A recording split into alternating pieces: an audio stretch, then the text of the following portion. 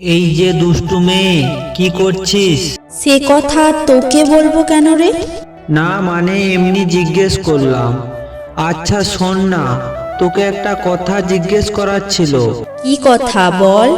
তুই কি অন্য কাউকে ভালোবাসিস? হ্যাঁ, কেন? কি বললি? সত্যি তুই অন্য কাউকে ভালোবাসিস? হ্যাঁ, সত্যি। সত্যি?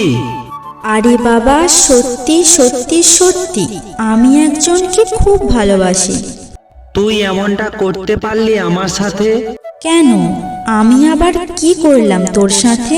তুই কখনো বুঝিসনি যে এই অভাগাটা তোকে কতটা ভালোবাসে? তুই আমাকে ভালোবাসিস কই কখনো বলিসনি তো। আমি তো শুনেছিলাম তুই কোনো স্বপ্নের রাজকন্যাকে ভালোবাসিস।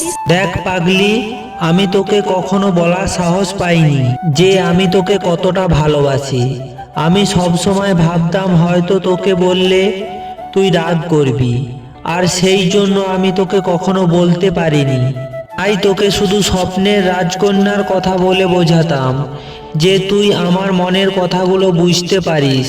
যা, তুই এখন তোর ওই স্বপ্নের রাজকন্যাকে নিয়েই থাক। ছেলেটা বুঝে উঠতে পারছে না সে কি বলবে। কি রে, কি হলো, কিছু বলবি না? কি বলবো বল? তুই তো আমার মনের ভাষাটা কখনো বুঝতেই পারলি না, তাই কখনো জানতেও পারলি না যে এই পাগলটা তোকে কতটা ভালোবাসে।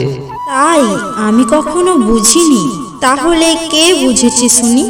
আমি জানি তুই অনেক ভালোবাসিস আমায়, আর কখনো বলবি না সেটাও জানি।